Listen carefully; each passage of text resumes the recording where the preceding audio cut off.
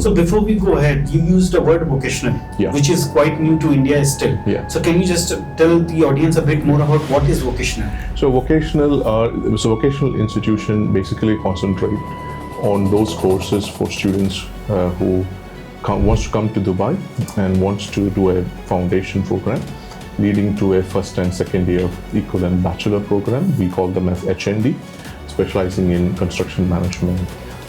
We have healthcare management, HND business, artificial intelligence, cybersecurity. So now coming to Gedu now. So how many universities do you have at the moment in Gedu? And like on which part of the country? Sure. So we were born in the UK with GVS UK. Currently 13 campuses in the United Kingdom. Birmingham, I know, very close to your heart, sir. Manchester, Leeds, and London. So what are the visa chances if somebody is going for 2+2? Because this is going to be a typical question for every other Indian student who's looking forward to the... We almost have 99% success for Dubai visas. I doubt any, I've not seen much refusals for Indian passport holders, but definitely students who become a UAE resident after coming to Dubai has high chances of moving into Europe. Been in the education industry for 36 years now. Oh my gosh, you said you'll keep it short, and it's not much to say.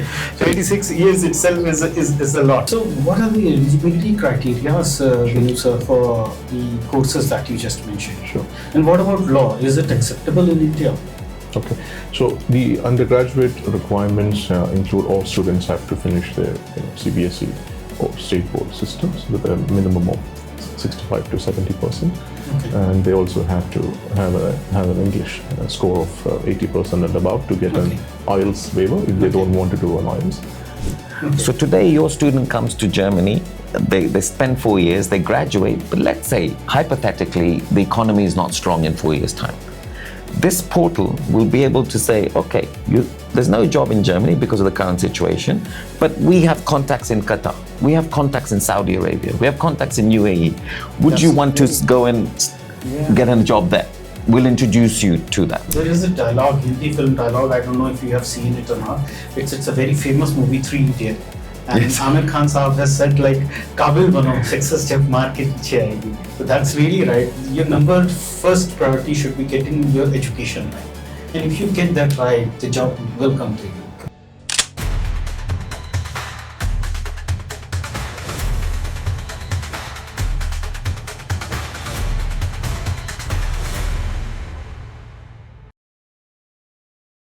Hello everyone, my name is Mudit Pandey. I am the co-founder of My Admission Card and the president of Sevi Foundation. And welcome to Talk to Uni. As you know, we always bring top shot guys from the universities to tell you more and more transparently about the international education. I'm glad, honored and humbled to have Mr. Raj Kapoor, who is a senior director international student recruitment for Gedu here today. He is an analytical and achievement-oriented professional with extensive exposure experience in spearheading a diverse array of students and faculty development and recruitment programs. So now, from here onwards, we'll directly hear from him. Hi, Mr. Raj Kapoor, how are you? I'm great. Thank you so much for having me, and thank you for the lovely introduction. I think this is very short introduction. If you look through the profile, it will take half an hour if I'll go on in introducing you. So it's lovely to have you here, sir, today. And it's just that your name resembles so much that complete India knows you, Raj Kapoor Sahab. So how are you? How are your things going? How is your first trip to India? This is the first trip? No, this is not the first trip, but I've been to India many times before. But first time with you. So. Okay, thanks. That's my luck that I've got you to interview today. And the second guest that we have is the head of sales and marketing of Gedu, Mr. Vinu Abraham. Hi, sir. How are you? I'm good, thank you. And how is your feeling today in our studio? I'm very excited. This is my first podcast. Okay, and great. I'm very glad that I'm starting that session with you. So how is your job? Is in terms of Gedu? Are you enjoying your job? Or what about it? What do you do exactly when it comes to Gedu? Absolutely. So I've been in the industry for almost 2 decades, working for universities from Australia, UK, and a French business school. And then I've moved into Gedu to head the brand, which is called GBS Dubai, which is a vocational institution. And I'm also having a chance now to promote our newest, university in the UAE, British University in Dubai, which we will talk more. Okay. And I'm happy that you're giving me an opportunity to. So before we go ahead, you used the word vocational, which is quite new to India still. Yeah. So can you just tell the audience a bit more about what is vocational? So vocational institution basically concentrate on those courses for students who wants to come to Dubai and wants to do a foundation program leading to a first and second year equivalent bachelor program. We call them as HND, specializing in construction management. We have healthcare management, HND business, artificial intelligence, cybersecurity. You have a chance for students to come there, study for 2 years, and also move to Europe to our partner institutions within Gedu. So it's a 2+2 with universities which follows a US system, and if it is a European system, where it is 2+1. Okay, so do you do it a credit transfer way, or what is the way? So we have articulation agreement with universities within our group. So students who are finishing their 12th, who would like to study in 2 different destinations, Dubai plus Europe, they have a chance to come and explore a wonderful city, Dubai. So what are the visa chances if somebody is going for 2+2? Because this is going to be a typical question for every other Indian student who is looking forward to Dubai. We almost have 99% success for Dubai visas. Okay. I doubt any. I have not seen much refusals for Indian passport holders, but definitely students who become a UAE resident after coming to Dubai has high chances of moving into Europe. Yeah. Okay, so as a part of a course they have already studied, it improved their chance for the second part of the course to get studied in the Europe. So we follow a British Pearson qualification, which is worldwide, Pearson is the largest education group. Absolutely, we follow their qualification framework from level 2, level 3, leading to level 5.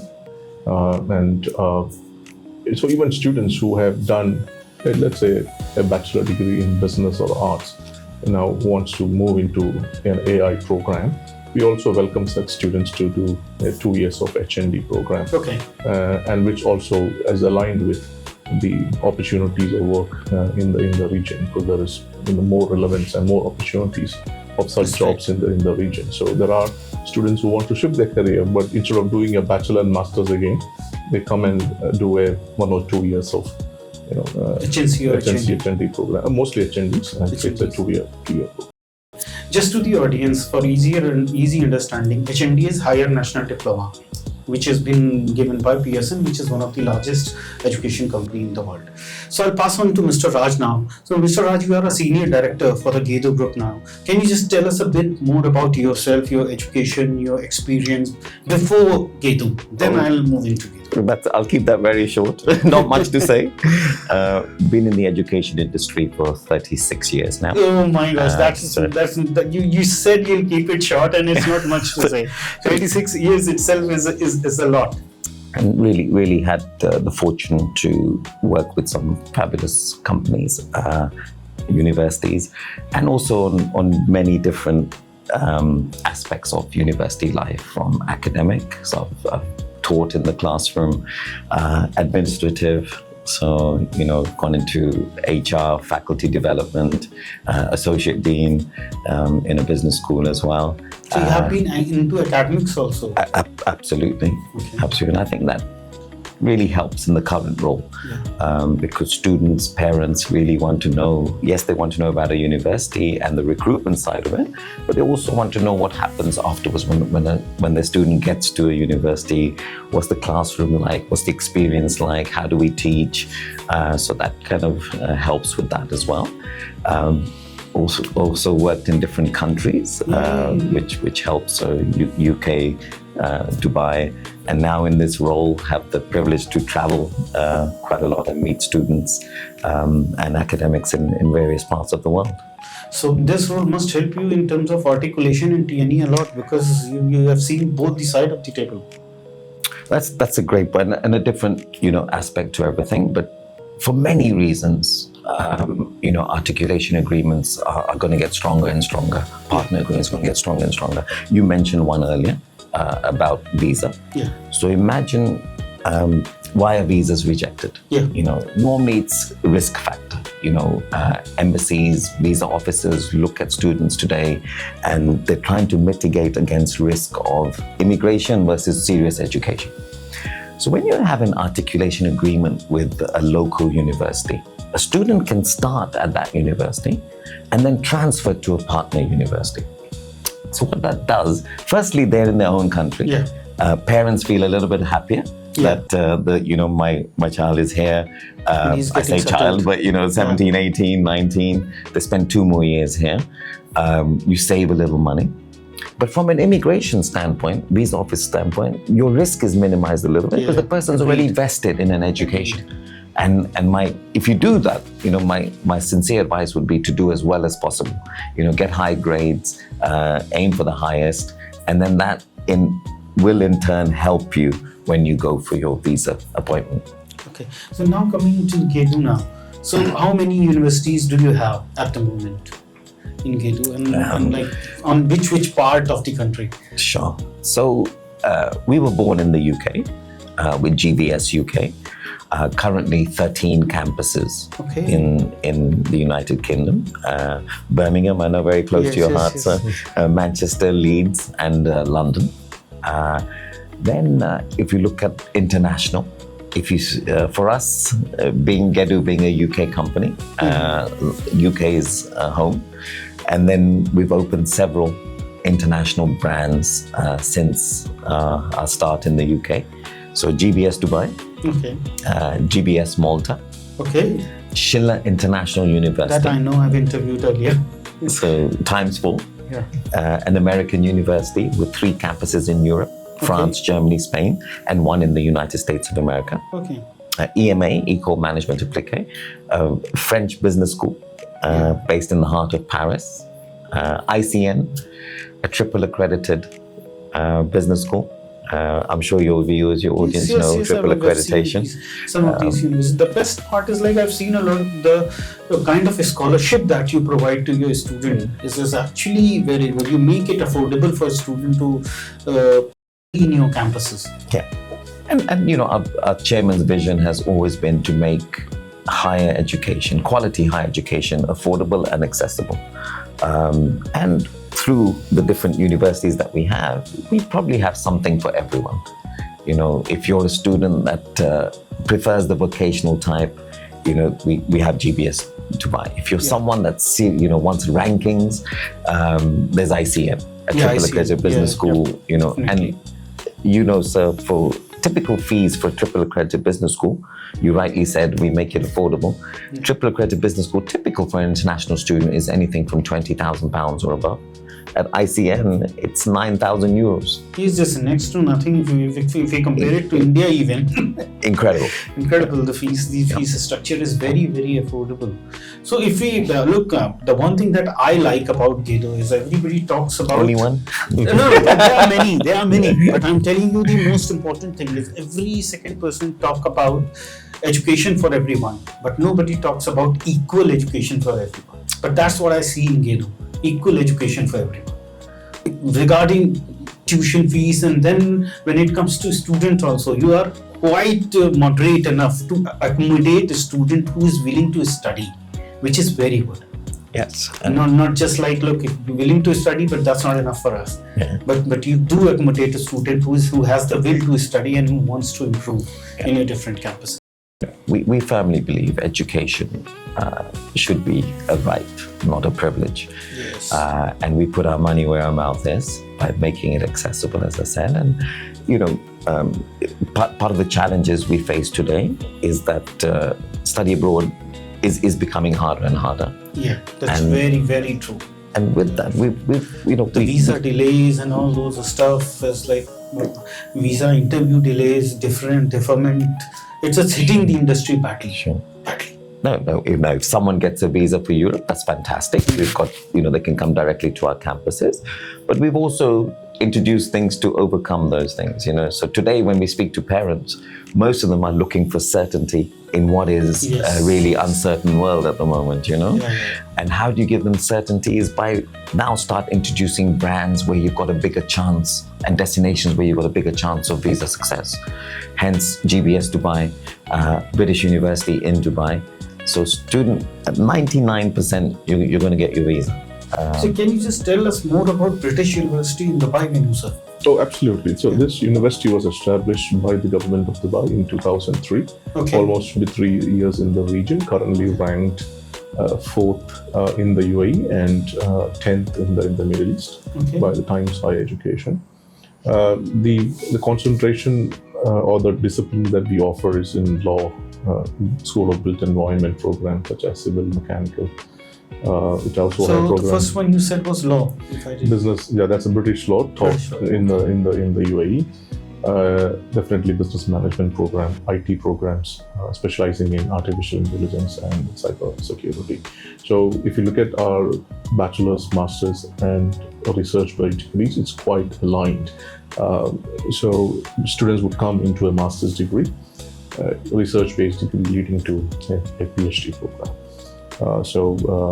It's again accredited by the Ministry of Higher Education in the region, where it simply informs public that if your child or your student is coming into this institution, there are certain standards that the university has to follow.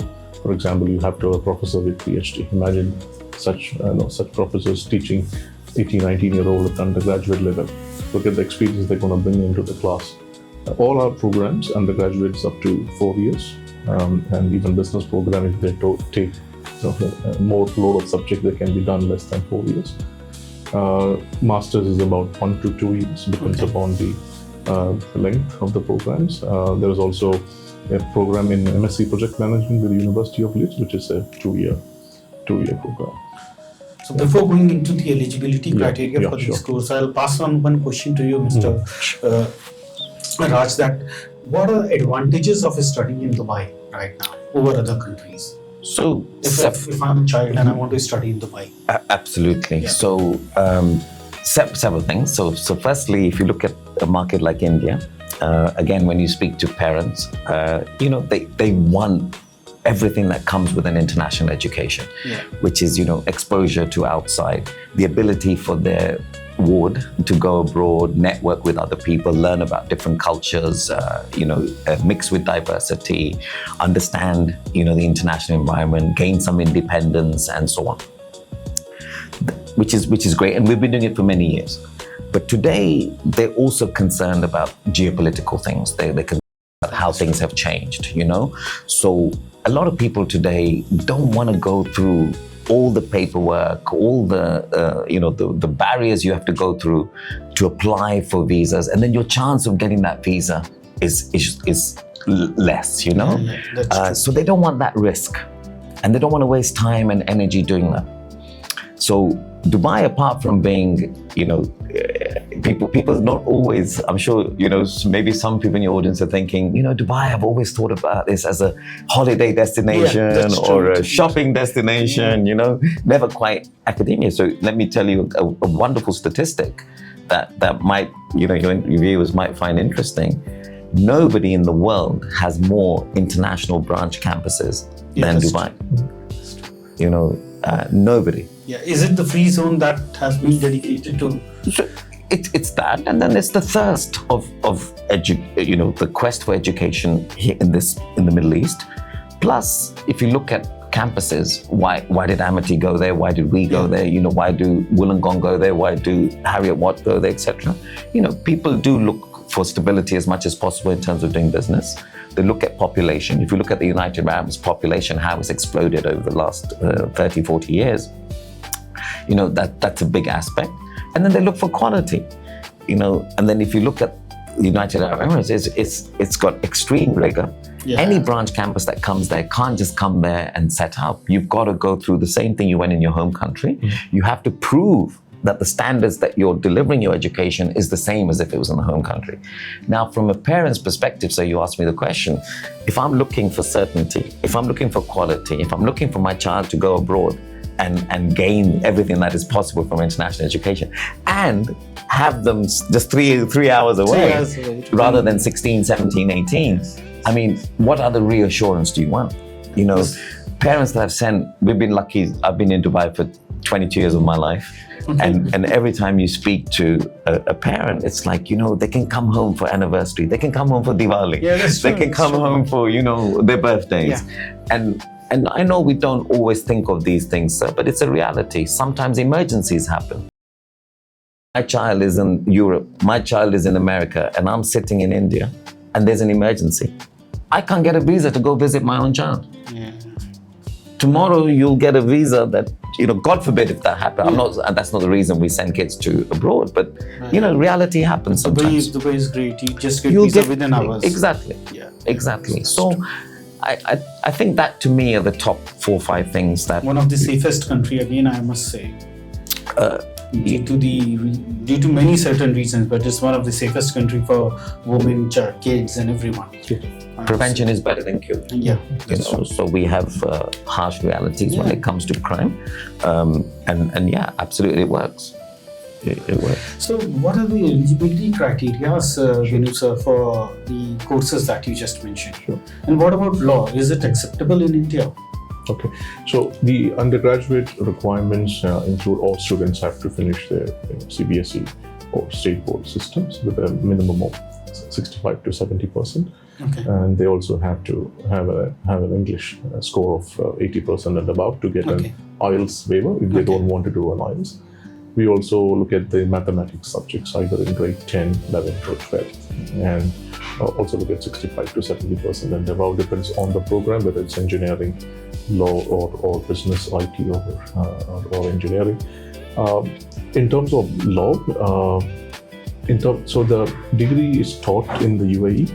So once you graduate, and if you want to practice law in a particular country, there are exams that you may have to adhere to. So if it is back in UK or back in this home country, there are exams that you will have to write for you to be eligible or to certified as a lawyer in the region. Absolutely. Okay. Well, anyways, law must have been a very good profession in Dubai itself. Absolutely. So yes, there are 9 or 10 clusters of free zones, such as Knowledge Village or Dubai International Academic City. There's JAPSA, which is Jebel Ali Free Zone. There's DIFC. Each free zone comes with a law where they require a legal advice, if they have a dispute. And that brings to a niche program that what we have is a construction law and dispute program, which is tailor-made into the region for those students who are in that particular program. So law is a widely accepted, but very seldom university offer that in the region. So this is one of the best programs, and they have a PhD and also a master's and also a bachelor of law. That's right. Thanks for the information. Thank you. So, Mr. Kapoor, when we talk about student education, every second parent focuses on ROI, which is a wrong word in education. This shouldn't have been existing in education anyways, because you're getting educated. But still, the parents ask the same. So what about when a student go and study in your campus in Dubai? Do you help them with the job? And also, is the part-time job available? So, are they allowed? To me, sir, if you ask me, I actually think it's a great question to ask. And I'm with parents on that. We, as parents, sir, we sacrifice so much. We go without. It's not easy to send a child abroad. It's costly. And you have to question, what's my return on investment? And I think it's a very fair question. It's something very close to our heart. We spend a lot of time making sure that an education, wherever a child comes to, whichever one of our campuses, has significant return on investment. We make our teaching, our pedagogy relevant, current. In fact, all of our campuses collaborates with industry, where we would have people from industry coming into the campus. Sometimes, academic institutions are accused of not being able to bridge the gap between academia and industry. Very, very true. One way you do it is to keep yourself relevant with industry, and one way you can do it is to bring industry professionals in. So many of our courses actually run in parallel with industry, where we will invite people from industry in. So to answer your question, look, firstly, we're in the business of education. We're not in the business of employment. That's the very first thing I tell students. Now, when you're at a campus, each one of our campuses, whether you're at GBS Dubai, GBS Malta, Schiller International University in Spain, Germany, France, you're allowed to work 20 hours a week as a student. It's legal to do that. There's a process. And in Dubai, for example, you need a no objection letter. From our employment office. Then what we do, we make sure that your priority is, of course, education, but we have an employment office in every one of our campuses who stay in touch with industry. When industry have positions, we post them on our portal, in our campus, etc. That's right. Without guaranteeing a job, what our employment office does is invites a student in. We'll probably ask them to share a CV. Our employment officer will then go through the CV, help them customize it, help them develop it if needed. They'll ask them if you have a LinkedIn profile. If not, we'll ask you to create one, and then our employment team will help you, make it current, make it relevant, see how it attracts a possible employer. We'll also go through mock interviews. We'll develop these kind of skills for our students, all free of charge. We'll help them with, cover letters. So one, we don't guarantee jobs, but we have industry that advertise jobs with us. We expose students to industry professionals. We have an employment team who will help them with CV, cover letters, LinkedIn profiles, and introduce them to where part-time jobs are. Then once they graduate, we also have a placement team. So, and today, sir, the world is in a certain situation today, and you might look at a certain country. So we have campuses in Germany. Yeah. Today, a parent might look at and say, ROI, go to Germany, do a bachelor's degree, and then get a PSW, stay in Germany, there'll be jobs. Mm-hmm. But the reality is 3-4 years for a bachelor's degree, the world can change. You don't know what the economy is going to be like. It's very true. Right? So if I might, look what's going through parts of Europe today. We were having a discussion off air. Look at a student today in the UK. Yeah. If I've got a PSW, am I going to get a job? Am I going to get a job that's going to pay me £41,000? And it's very tough to get that £41,000 job, to be honest. So what we've done at Gedu, sir, knowing that the international landscape will change over the years, we've introduced a centralized employment portal. Okay. So today, your student comes to Germany, they spend 4 years, they graduate, but let's say, hypothetically, the economy is not strong in 4 years' time. This portal will be able to say, okay, there's no job in Germany because of the current situation, but we have contacts in Qatar, we have contacts in Saudi Arabia, we have contacts in UAE. Would you want to go and get a job there? We'll introduce you to that. So for me, it's something very important. So again, I want to re-stress that we're not we're not here to take students abroad to work part-time, but education is number one.